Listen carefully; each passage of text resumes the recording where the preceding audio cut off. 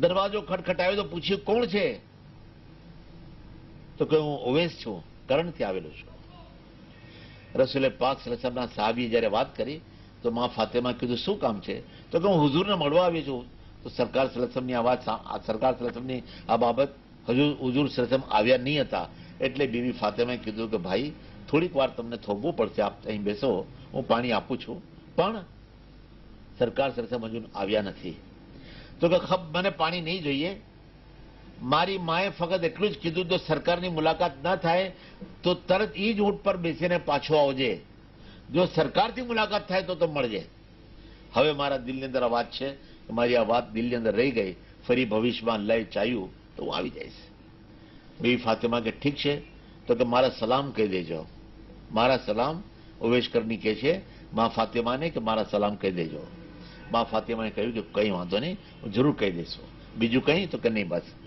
ઊંટ પર બેઠા, ઊંટની નકીલ પકડી ઊભા થયા, ઊંટ પર બેસી અને જ્યારે રવાના થયા, ઊંટને ફેરવ્યું તો બીવી ફાતિમાએ બારીનો પડદો હટાવીને જોયું, પીઠ દેખાણી, ઉવૈસ કરણીની પીઠ દેખાણી. અને બીવી ફાતિમા એને જોતા રહ્યા. ઘણી સ્પીડની સાથે, રફતારની સાથે નીકળી ગયા. થોડી વારમાં હુઝુર સલ્લલ્લાહુ અલૈહિ વસલ્લમ બહારથી આવ્યા. રસૂલે પાક સલ્લલ્લાહુ અલૈહિ વસલ્લમે પૂછ્યું કોઈ આવ્યું હતું? તો કે હા, ઉવૈસ કરણી આવેલા, કરણથી. હા, ઉવૈસ ક્યાં છે? સરકાર એ તો ચાલ્યા ગયા, એ તો ગયા વાળા. ખાલી એટલું કહ્યું કે માથી રજા લઈને આવેલો છું. માએ કહ્યું હતું કે બસ મળે તો ઠીક છે ને તો પાછો આવી જાજે. એટલે માની ફરમાબરદારી જરૂરી છે, માં આંધળી છે, ત્યાં જાઉં તો પાછો જઈશ એમ કરી ચાલ્યા ગયા. રસૂલે પાક સલ્લલ્લાહુ તાલા અલૈહિ વસલ્લમે ફરમાવ્યું, બેટી તે ઉવૈસે જોયું, કેવું લાગે છે? તો કે નહીં સરકાર, મારા વાલિદ બુઝુર્ગવાર મેં નથી જોયા મને. હા, ઊંટ પર બેસી અને જ્યારે રવાના થયા તો પડદો બારીનો હટાવીને મેં જોયું તો એની પીઠ દેખાણી મને. મેં ફક્ત એના પીઠના દીદાર કર્યા છે. તો મા ફાતિમાને રસૂલે પાક સલ્લલ્લાહુ અલૈહિ વસલ્લમ કીધું, બેટી બેસી જાઓ નીચે, હું તમારી આંખોને ચૂમી લઉં જે આંખોએ ઉવૈસના દીદાર કર્યા છે. જે આંખોએ ઉવૈસના દીદાર કર્યા છે એ આંખોને હું ચૂમી લઉં. રસૂલે પાક સલ્લલ્લાહુ અલૈહિ વસલ્લમ જેવી હસ્તી જ્યારે ઉવૈસની એટલી ઇજ્જત કરે, સમજો કે માનો મર્તબો કેટલો મોટો છે, કેટલો મોટો મર્તબો છે. આ તો રસૂલે પાક સલ્લલ્લાહુ અલૈહિ વસલ્લમ ફરમાવે કે જેના મા બાપ હયાત છે, જન્નતના 2 દરવાજા, દરરોજ સવારે ઉઠીને મા બાપની સામે હસીને બોલે, હસીને વાત કરે, હસીને જુએ, 1 હજનો સવાબ. એક સાહાબી પૂછે, સાહેબ અગર 2 વખત હસું તો હુઝુરે ફરમાવ્યું 2 હજનો સવાબ. ત્રીજી વખત હસું તો હુઝુરે ફરમાવ્યું 3 હજનો સવાબ. પણ ચોથા સાહાબી કે હજુ એનાથી વધુ. તો નબીએ પાક સલ્લલ્લાહુ અલૈહિ વસલ્લમ ફરમાવ્યું કે તારી અક્કલને શું થઈ ગયું છે? ગમે એટલો તો જેટલી વખત તું હસીશ એટલો સવાબ તને આપવામાં આવશે. યાદ રાખ, અલ્લાહ પાક સવાબ દેતા દેતા રોકાતો નથી, પણ ઇન્સાન અમલ કરતા કરતા રોકાઈ જાય છે. એટલે મા અને બાપનો દરજ્જો એટલો મોટો બતાવવામાં આવ્યો છે. મારો કહેવાનો ભાવાર્થ એ છે કે અલ્લાહ તબારક તઆલાએ જ્યારે હકીકત આપણા સામે આપી છે તો આપણે સમજવું જરૂરી છે કે મા બાપ શું કહેવાય છે. જો એક વાત કહું, અલ્લાહ તબારક તઆલાએ જ્યારે મા અને બાપ આ દુનિયાની 2 નેમત છે, ઇન્સાનને એટલું તો સમજવું જોઈએ કે જેણે મા બાપ જેના હયાત છે એના માટે અલ્લાહ પાકે દુનિયાની અને આખિરતે નેમતોને માલામાલ કરી દીધું છે. એક નાની વાત કરીને વાત પૂરી કરીશ, વખત પૂરો થવા આવ્યો છે. રસૂલે પાક સલ્લલ્લાહુ અલૈહિ વસલ્લમ ના જમાનામાં એક સાહાબી છે અલકમા. બસ વફાતનો વખત છે, પણ જબાન પર કલમો નથી આવતો. માની નાફરમાની કરી હતી, એની બદદુઆના કારણે હાલત. સાહાબીએ હુઝુર સલ્લલ્લાહુ અલૈહિ વસલ્લમ પાસે આવીને કહ્યું તો હુઝુર સલ્લલ્લાહુ અલૈહિ વસલ્લમ માને બોલાવી. માં કહે છે હું માફ નહીં કરું, આપને માફ કરો તો કરો, આપ દુઆ કરો. નબીએ પાક સલ્લલ્લાહુ અલૈહિ વસલ્લમ ફરમાવ્યું, માં તું માફ કર ને તો અઝાબ બહુ ભારી પડશે એને. માએ કીધું હું માફ કરવા તૈયાર નથી. તો હુઝુરે હુકમ કર્યો, લાવો લાકડા કાપી આવો જંગલથી, મસ્જિદે નબવીની સામે એને રાખો, એને અંગાર લગાડો અને એને જીવતો અલકામાને બાળી નાખો. તો માથી બરદાસ્ત થયું. માં છે ને દૂધ પીવડાવીશ લોહીનું. માએ કીધું શું મારા છોકરાને જીવતો બાળશો?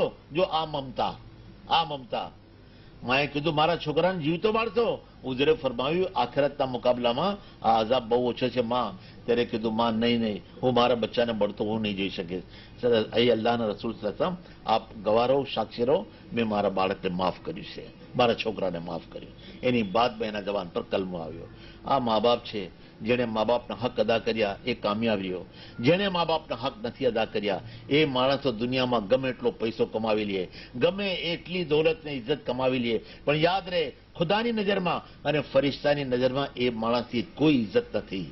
ખુદાની નજરમાં, રસૂલની નજરમાં, ઇમામોની નજરમાં અને બુઝુર્ગોની નજરમાં એ માણસની કોઈ ઇજ્જત નથી. એટલું યાદ રાખજો, જેણે મા બાપને સતાવ્યા એ સમજી લે કે એને ખુદાને સતાવ્યો છે.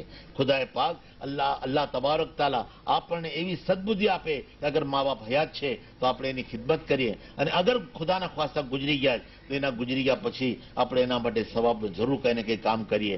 આજ અલ્લાહ તબારક તાલાએ આપણને એટલો વખત આપ્યો છે, મોકો આપ્યો છે, એટલે આ ચીજ સમજવી છે. એટલે કહ્યું કુરાનમાં બી છે, હદીસમાં બી છે, બુઝુર્ગોના વાક્યાથી બી સાબિત થાય કે અલ્લાહ તબારક તાલે મા અને બાપને રહેમત બનાવીને મોકલાવ્યા, અને જેણે આ રહેમતને ધુતકારી એ માણસ બેકાર થઈ જશે, અને એ માણસ કદી પણ જિંદગીમાં કામયાબ થવાનો છે નહીં. આખર આ એટલું સમજી લેવાનું કે જે મેં મારી જિંદગીમાં બી જોયેલું છે. મોટા મોટા માણસો ડોક્ટરો બની જાય છે, 3 ડોક્ટરના દવાખાના બાજુમાં, એકનું ચાલે છે અને 2 હવા ખાય છે, માખીઓ મારે, કોઈ ઘરાક નહીં. પૂછવામાં આવતા ખબર પડે આને માની દુઆ લીધી, અને પેલા બંને જણા હતા એ લોકોને મા બાપને સતાવીને ડોક્ટર બન્યા છે. એ રીતે ગમે એ ધંધામાં, ગમે એ મામલાતમાં, દુનિયાના કોઈ પણ મામલામાં, અહીં સુધી કે છોકરો લગ્ન બી કરે પોતાની મરજીથી અને મા બાપની દુઆ નહીં હોય તો ખુદાની કસમ ખાઈને કહું છું સંસાર કદી પણ સુખી નહીં થાય. માની દુઆ, બાપની દુઆ એ તો જરૂરી છે. અને જ્યાં સુધી મા બાપને માણસ નહીં ઓળખે, હું દાવાની સાથે કહું છું, નહીં દોસ્તોને ઓળખી શકશે, નહીં એ સગાઓને ઓળખી શકશે, ત્યાં સુધી કે નહીં રસૂલને ઓળખી શકશે, અને એ દાવાની સાથે ચેલેન્જ સાથે કહું છું કે ના તો એ ખુદાને ઓળખી શકશે. આ હકીકત છે, અને આપને મારે તમારી સામે દર વખતે આવતી રહી છે.